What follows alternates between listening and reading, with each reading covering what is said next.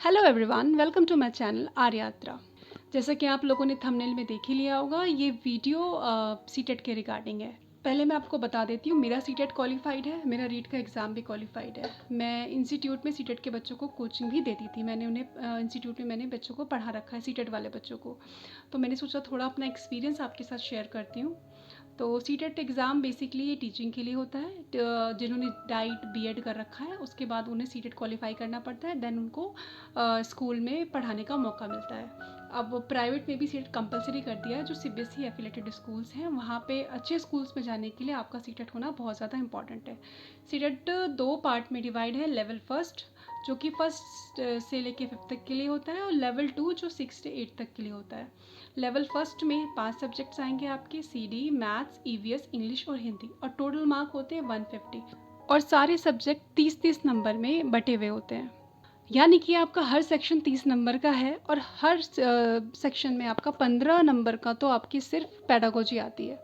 Pedagogy के लिए मैं आपको सजेशन दूंगी कि आप अपने डाइट या बीएड के नोट्स को फॉलो करो, उसके बुक्स को देखो। अगर आपके पास वो अवेलेबल नहीं है तो यूट्यूब पे किसी भी एक टीचर को फॉलो करो। पेडागोजी का सेक्शन ऑलमोस्ट 90% सेम ही होता है सारे सब्जेक्ट में, ठीक है। और उसके बाद अगर हम नंबर की बात करते हैं तो सीडी के लिए आप अपनी डाइट की बुक या फिर बीएड की बुक फॉलो करो। अगर आपके पास वो नहीं है तो आप ऑनलाइन पीडीएफ के थ्रू भी पढ़ सकते हो, ठीक है। ऑनलाइन भी सीटेट की बुक बहुत सारी मिल रही है। अगर वो भी समझ में नहीं आए तो आप यूट्यूब से क्लासेस ले सकते हो, जो जिस भी टॉपिक में आपको प्रॉब्लम हो। आप सिलेबस एक बार निकालो, अगर आपको सिलेबस लेने में प्रॉब्लम हो रही तो मुझे बताना, मैं आपको सिलेबस दे दूँगी, ठीक है।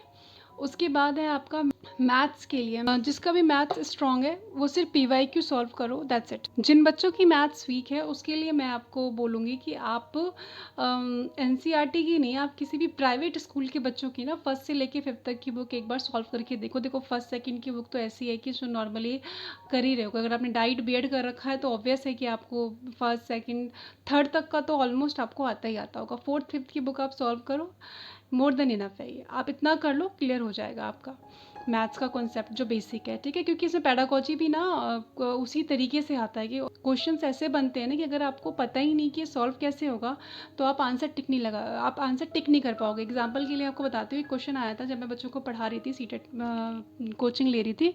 उसमें क्वेश्चन था फ्रैक्शन का था।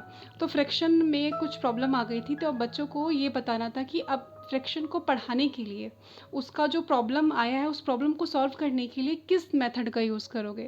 तो वो प्रॉब्लम सॉल्व कैसे होती है ये आपको पता होना ज़रूरी है, तभी तो आप मेथड के बारे में बता पाओगे ना। तो थोड़ा आप इसके बारे में आप 5th तक का कर लो, इनफ, मोर देन इनफ है। इंग्लिश और हिंदी के लिए 15-15 नंबर के लिए मैं आपको सजेस्ट करूँगी कि आप किसी भी प्राइवेट स्कूल की ना 8th या 7th की बुक ले लो, और दोनों आपका हिंदी और इंग्लिश का 15 नंबर आपके वहाँ से मिल जाएंगे, कवर हो जाएंगे आपके, ठीक है।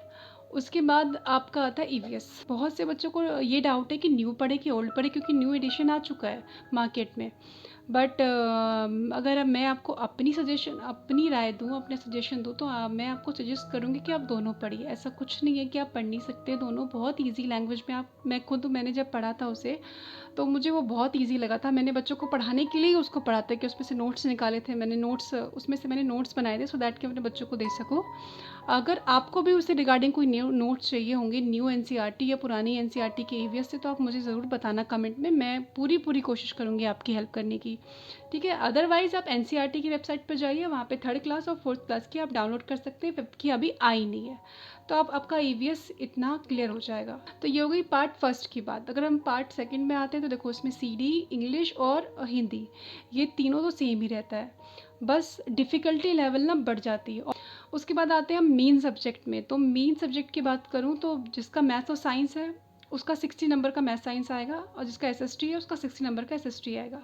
इन दोनों के लिए 8th क्लास तक की आप एनसीईआरटी बहुत अच्छी तरीके से कर लो। दो इसके लिए भी मैं आपको यही प्रेफर करूँगी कि दोनों एनसीईआरटी करो, ठीक है। कुछ भी ऐसा कुछ ज़्यादा अलग नहीं है, थोड़ा बहुत डिफरेंस है दोनों में, पर ज़्यादा डिफरेंस नहीं है कि आप कर नहीं सकते हो। इवन मैं बोलूँगी आपको कि एक बार करके देखो आप, और जब आप नई पुरानी करो पहले, उसके बाद जब आप नई पे जाओगे ना तो आपको लगेगा कि तो ये तो रिवीजन हो रही है मेरी।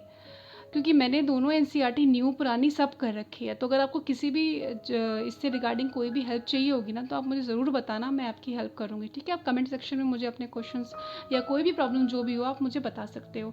जितना हो सकेगा मैं कोशिश करूँगी कि आपकी प्रॉब्लम्स को सॉल्व कर सकूँ। प्रैक्टिस करते रहो, पीवाईक्यू के क्वेश्चंस आप ज़रूर करना, ठीक है। वो उससे आपको एक हेल्प मिलेगी कि हाँ किस तरीके के क्वेश्चंस एग्जाम में पूछे जा सकते हैं।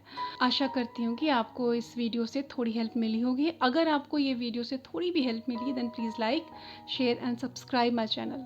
इसी तरीके की वीडियो और अपनी स्टडी रूटीन के साथ मैं आगे आने वाली वीडियोज़ में आपसे मिलती रहूँगी। तो आप बने रहिएगा मेरे साथ। Take care and best of luck for your study.